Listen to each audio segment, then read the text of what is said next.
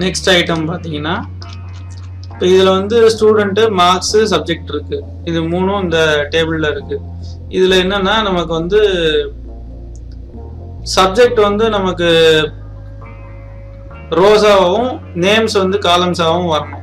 So இது வந்து டிரான்ஸ்போஸ்ங்கிற option use பண்ணிக்கலாம். டிரான்ஸ்போஸ் நார்மலாக நம்ம யூஸ் பண்ணோம்னா இதில் என்ன பிரச்சனை அப்படின்னா இதுவும் வந்து டிஸ்கனெக்ட் ஆகிடும். ஸோ டிஸ்கனெக்ட் ஆகிடும்னா நான் இதில் ஏதாவது சேஞ்சஸ் பண்ணேன்னா அது கீழே வந்து ரிஃப்ளெக்ட் ஆகாது. நார்மல் டிரான்ஸ்போஸில் அதுதான் பிரச்சனை. இப்போ நான் இது ஏதாவது மார்க் வந்து தப்பாக டைப் பண்ணிட்டேன், இல்லை மார்க் இன்க்ரீஸ் பண்ணுறேன் அப்படின்னா இங்கே கீழே வந்து ரிஃப்ளெக்ட் ஆகாது, கீழே வந்து பழைய மார்க் தான் இருக்கும் எனக்கு. இப்போ இதில் பார்த்தீங்கன்னா இதில் 91 இருக்கு, இதில் வந்து இப்போ 95 ஆயிடுது. ஓகேவா?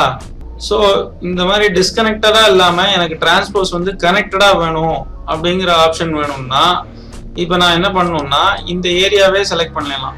இந்த ஏரியா செலக்ட் பண்ணிட்டு இதில் வந்து ஈக்குவல் டு கொடுத்துட்டு இந்த டிரான்ஸ்போஸ்னே ஒரு ஃபங்க்ஷன் ஒன்று இருக்கு.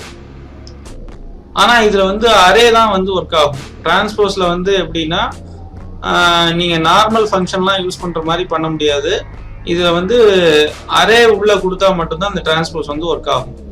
அரேனா வந்து எப்படின்னா மோர் தேன் ஒன் செல் இருக்கணும், ப்ளஸ் வந்து அந்த ஃபங்க்ஷனை க்ளோஸ் பண்ணும்போது கண்ட்ரோல் ஷிஃப்ட் என்டர் கொடுத்து தான் க்ளோஸ் பண்ணணும். நார்மல் என்டர் கொடுத்தா அது வந்து க்ளோஸ் ஆகாது. ஸோ ஒரு அரே ஃபங்க்ஷனை வந்து எப்படி க்ளோஸ் பண்ணணும்னா கண்ட்ரோல் ஷிஃப்ட் என்டர் கொடுத்து தான் க்ளோஸ் பண்ணணும். முதல்ல ஃபங்க்ஷனுக்குள்ளே கொடுக்குற ஆர்குமெண்ட்ஸ் வந்து கொடுத்துடணும். இப்போ அரேங்கிற ஒரே ஒரு ஆர்குமெண்ட் தான் இதில் இருக்குது. இந்த டிரான்ஸ்போஸ்க்குள்ள உள்ள இதுக்கு பேர் ஆர்குமெண்ட்னு பேர். இது வந்து ஒரே ஒரு ஆர்குமெண்ட் அரே மட்டும்தான் இருக்கு. ஸோ அரே நமக்கு என்னன்னா இதுதான் நமக்கு அரே, இதுதான் நமக்கு அரே. இதை வந்து நம்ம கொடுத்தோம்னா அந்த ஃபங்க்ஷன் ஆர்குமெண்ட் வந்து முடிஞ்சு போச்சு. இப்போ ஆர்குமெண்ட்டை க்ளோஸ் பண்ணிட்டு நம்ம என்டர் அடிச்சோம்னா இது வந்து ஒர்க் ஆகாது. என்டர் அடிச்சோம்னா வேல்யூ தான் வரும், எரர் தான் காட்டும். அதே இது வந்து இந்த டிரான்ஸ்போஸ்ல வச்சுட்டு இந்த அரே கொடுத்துட்டு கண்ட்ரோல் ஷிஃப்ட் என்டர் கொடுத்தோம்னா இது வந்து இப்போ நமக்கு அரேயா மாறிடுதுன்னா இப்போ வந்து இது எல்லாம் லிங்க்டு. நான் இங்கே வந்து இப்போ மாத்தினேன் வச்சுக்கோங்க 91 கீழே வந்து அது மாறிடும். அந்த மார்க் சேஞ்சை நீங்கள் வந்து பார்த்துக்கலாம். இப்போ இது மாத்துறேன் அப்படின்னா கீழே வந்து மாறிடும். ஓகேவா? இப்போ இதில் டிரான்ஸ்போஸ்ல இவ்வளோதான் ஃபங்க்ஷனா அப்படின்னு கேட்டால் டிரான்ஸ்போஸால இன்னொரு யூஸ் இருக்கு. இப்போ இதில் வந்து நம்ம VLOOKUPல ஒரு பர்டிகுலர் மார்க் வந்து நமக்கு எடுக்கணும். ஓகேவா? பர்டிகுலர் மார்க் நமக்கு வந்து எடுக்கணும். பிரேமோட தமிழ் மார்க் வந்து நமக்கு எடுக்கணும். இதில் VLOOKUPல ஈஸியாக எடுத்துடலாம். VLOOKUPல இப்போ இந்த ஏரியா செலக்ட் பண்ணிட்டு VLOOKUPல ஃபர்ஸ்ட் வந்து லுக்அப் வேல்யூ எனக்கு வந்து பிரேமோட தமிழ் மார்க் வேணுங்கிறதுனால பிரேம் லுக்அப் வேல்யூல பிரேம் வச்சுட்டு, ஏன்னா VLOOKUP வந்து ஃபர்ஸ்ட் காலத்துல உள்ள வேல்யூஸ் தான் சர்ச் பண்ணும். டேபிள் அரேக்கு ஃபுல் டேபிள் நம்ம கொடுத்துருவோம். அதுக்கப்புறம் காலம் இண்டெக்ஸுக்கு பார்த்தீங்கன்னா நமக்கு வந்து இதுல தேர்ட் காலம் வந்து தமிழ் இல்லையா? ஸோ 3ன்னு டைப் பண்ணிக்கிறேன். எனக்கு வந்து எக்ஸாக்ட் வேல்யூ தான் வேணும், அதனால 0ன்னு டைப் பண்ணிக்கிறேன். ஸோ எனக்கு வந்து பிரேமோட